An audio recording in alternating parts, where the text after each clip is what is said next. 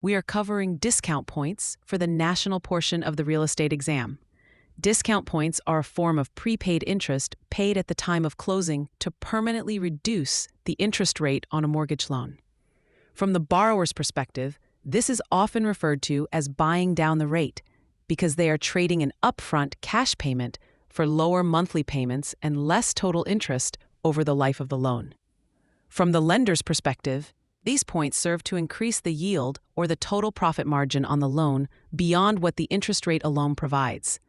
On your exam, the most critical concept to remember is that one discount point always equals 1% of the loan amount. This is a frequent area where examiners will set a trap. They will provide you with both a purchase price and a loan amount in a word problem. For example, if a buyer is purchasing a $500,000 home with a 20% down payment and the lender is charging 2 discount points, you must ignore the $500,000 purchase price when calculating the points. You first subtract the $100,000 down payment to find the loan amount of $400,000. 2% of $400,000 is $8,000. If you calculate based on the purchase price, you will incorrectly arrive at $10,000, which is guaranteed to be one of the distracting answer choices on your test.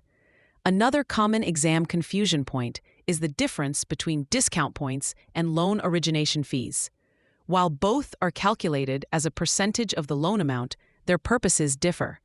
Origination fees are administrative charges for processing the loan, while discount points are specifically used to adjust the interest rate. You might see a question asking how many points are required to increase the lender's yield by a certain percentage. A common rule of thumb used in exam scenarios is that it takes approximately 8 discount points to change the interest rate by 1 full percent. Therefore, 1 point typically changes the yield by 1/8%. If the exam asks how many points are needed to increase the yield from 6% to 6.25%, the answer would be 2 points because each point accounts for 1/8% increase. You should also be prepared for questions regarding the break-even period. This is the amount of time it takes for the monthly savings from the lower interest rate to equal the initial cost of the points.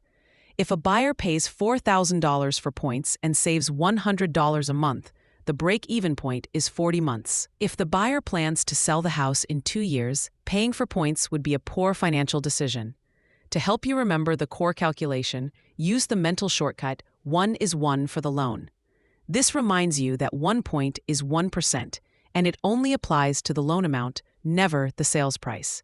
Examiners often describe points as a way to bridge the gap between the interest rate a borrower wants and the market rate the lender requires. If the market rate is 7% but the borrower wants a 6.5% rate, the lender will charge discount points to make up that difference in yield. Always read the question carefully to see if it asks for the dollar amount of the points or the number of points charged.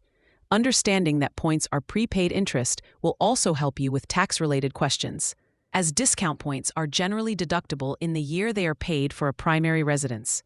Stick to the loan amount for your base, and remember that points always increase the lender's yield, and you will master this section of the national exam.